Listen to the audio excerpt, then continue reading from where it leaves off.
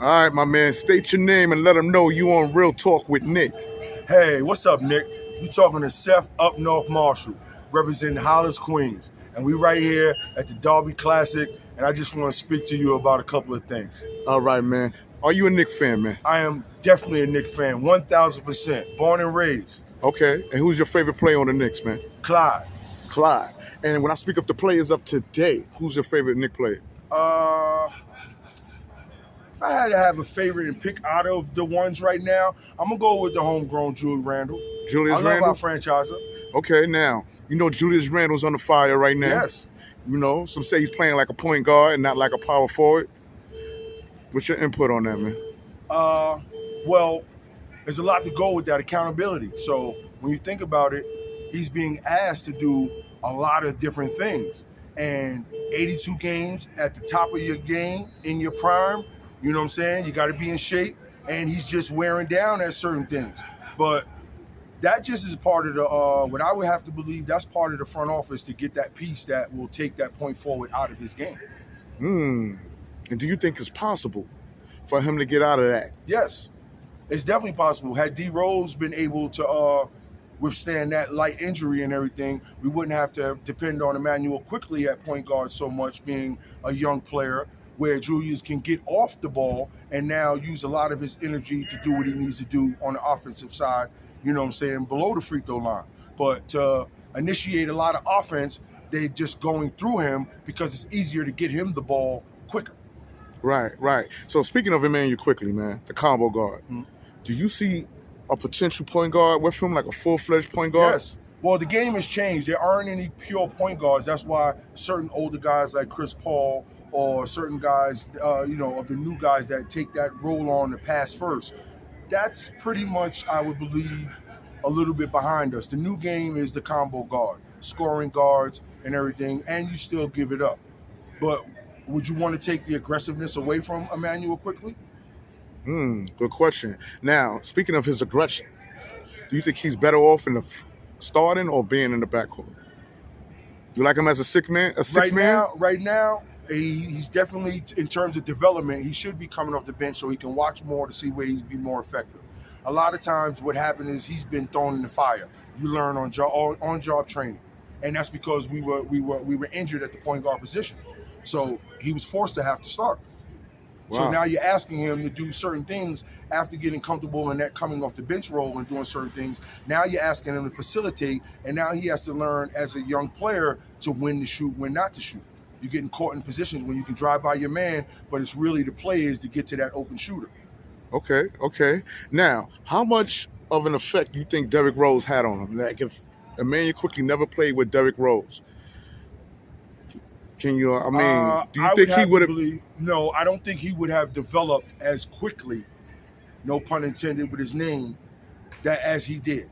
Because who else would have told him? That's the problem with these young teams. There's no veteran to tell you what to look out for. So a lot of these guys are going to always keep making these same rookie mistakes, second, third year mistakes until they develop their game. But a vet can tell you how to skip steps, learn what to look out for where you don't make those mistakes. So D Rose was an emphatic, extreme, you know what I'm saying, I would believe, help towards Quickly's development. Okay, all right. And going back to Julius Randle, right? He's under fire with New York Knicks fans. Some saying give Randle another chance, because they remember how he brought us to the fourth seed. He didn't do it by himself, but he was a great addition to that. He was the actual, put it like this, was he the number one option that started all of that? Yes, I would say yes. And for that matter, New York is instant gratification. What have you done for us lately? You understand? How quickly they forget. And you said, he got us to the playoffs. All right, they run out of gas. You need a team to win championships.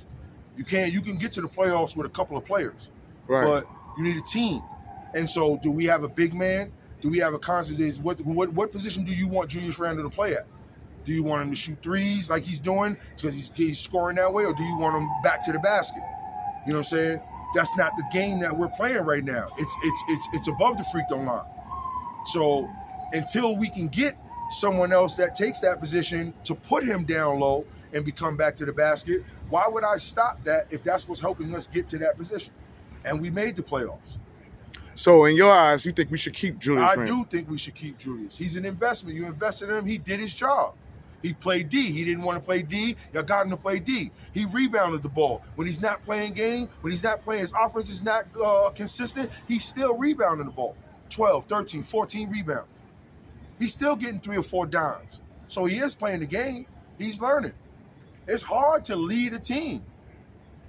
He's not the only one that's out there that is missing a step. There's a lot of people that are leading teams and ain't get to that paradise. Okay. They ain't make the finals. Now talk to me about R.J. Barrett, man. Is love the R.J. way- Barrett coming to face of the team? Yes. He's definitely, I don't know about the face of the team, but he's definitely coming to his own and developing what position, his style of game, and everything. I would hope New York decides to change the narrative and stop letting these young guys go. Let them fully develop. Don't let the guy now he's trade value now because he's played a consistent year. He's put in the work, and now you want to use him to get an old veteran. Let him develop. Let him get better next year. Maybe make an all-star team. Now, when the Knicks first acquired R.J. Barrett, man, I want to talk about the draft class. Was you that optimistic about No. having him come to the Knicks? No. Why? Because he came from Duke. It's a pro system. He was already being taught what position he was going to play professionally. Have you seen anything different that he's played in the NBA that you didn't see that he didn't do in Duke? It's the same thing. Okay. And playing with a franchise guy like Zion, he still put his numbers up, right? Right. Same thing playing with a franchise guy like Julius Randle, put his numbers up. So he's just going to only get better. He just needs to be consistent. Okay. He's injured free, and they just need not to mess with him. Invest in him. Right. He's a good piece. Okay, now I want to talk about Obi. Do you think Obi is going to be an all-star, man? One day. But Obi's going to have to learn and develop a style himself. He has no identity right now. That point forward thing with shooting the threes and everything, is he a defensive player? Is he going to be a slasher? Is he just an alley-oop guy? You know what I'm saying? What type of game is he going to play? When he figures that out, then that question could fully be answered. You don't see splashes of Obi coming of his own, man? Like towards the end of the season, he had a couple of 40-point games. That was just because some teams rested people and he was playing against second units and he's just better than them probably. And it's just easy. When you're catching alley-oops and just laying it in, if you can do that 10 times in a row, that doesn't necessarily mean you cooking. So you saying Obi really hasn't been tested? He hasn't been tested. I don't believe so, because has he made a move on his own? Have you seen him throw the ball to him in the post? Has he seen a back to the basket move? No, Wow. Everything is off the break and off the finish. Okay. So what do you say to those who say that Obi game resembles that of a great young Amar'e Stoudemare? Well, key thing. You're great comparison, but who was Amar'e Stoudemare's first point guard? Which made it easy for him. And he did the same thing Obi would be doing that you said at the end of the game, getting 30 off of just finishing, dunking 10 dunks a game. Steve Nash, Jason Kidd, Stephon Marbury. Okay. At Phoenix, those are the guys he's just catching alley-oops and assists to. So when Obi gets a point guard like that, he'll finish the same way like Stoudemare. But until Stoudemare got that 17 to 20-foot pull-up, after he left Phoenix, when you wind up seeing him now at the Knicks, it's a different game now. You got to be able to do it on your own right now. Part of that, listen, I love the way Obi's where he's at right now. To be honest with you, his dad is a great friend of mine and everything. We grew up together and what have you. So I wouldn't tell you anything about him that would assume that he's not where he's supposed to be. He's exactly where he's supposed to be. But to take that next step, he's going to have to do a couple of things on his own. Do you think the Knicks is at risk of losing Obi, being Because that he could be thrown into the trade. He's valued. do you think So, that's a good look, man? No, they won't fully develop none of the younger players. All the way back to Wilson Chandler, David Lee, all of the young guys. They get good, they develop, they learn how to play in the NBA, and the Knicks trade them. What do you say to those who say package Julius Randle to obtain Obi? Package Julius Randle to who? To where? Or with Obi somewhere? To get what player? No, to keep Obi. Get Julius out to keep Obi? Yes. Why would that be? Obi's not hurting the salary cap. He's still on a rookie contract. Where's he hurting us? He ain't hurting us in the pocket. Okay. They should be they should have somebody he should be developing right now to be on that, in that, getting ready to tap that starting unit. Be fresh off the bench. Second player, sixth player, seventh man. He should be the sixth or seventh man next. If quickly he's going to become a starter, then he should be the sixth man now. Okay. Now, That's developing. Now I'm going to talk to you about the coach, man. Is Tom Thibodeau the coach for the Knicks, man? I believe so. If you want somebody hard, somebody to go to war with, somebody that's not going to cater to the other coaches' schemes and everything, it's about us. It's about what we do. We don't care what they do. He's the right guy to tell you. And you need a guy to tell you, yo, he's busting your ass. Now, what do you say to those who say that Tom Thibodeau runs his players down to the ground? Because he can only trust the people that are developed. That ain't his fault. If he had more of a bench people that he can trust, that he can extend that playing of 8 deep, 9 deep. But the way certain guys are, their winning style, they only play 7 to 8. Okay. You got to be in foul trouble to get on. So you're a believer in the system. You believe that defense wins games. Defense wins championships. Okay. Okay. You got to lock somebody up. The name of the game is the team with the most points win. Got you. I need to stop you one more time. Got you. And my boy Mitchell Robinson, man, unrestricted. Love it. They're gonna resign him. They're gonna resign him. They're gonna resign him. Now tell us a little bit about yourself, man, concerning the sport of basketball, man. I'm just a run-of-the-mill guy that tried to make it just like everybody else. I'm from Hollis, Queens, as I said.